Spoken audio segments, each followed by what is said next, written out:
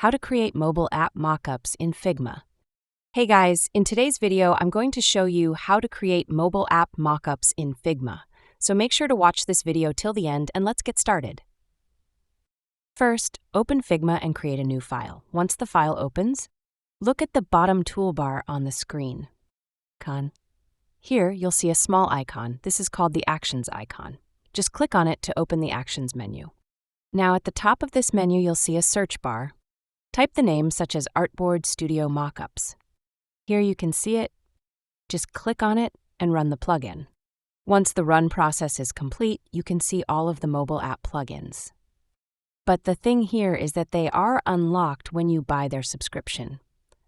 The Lite plan is for $18 per month, and the Professional plan is for $24 per month.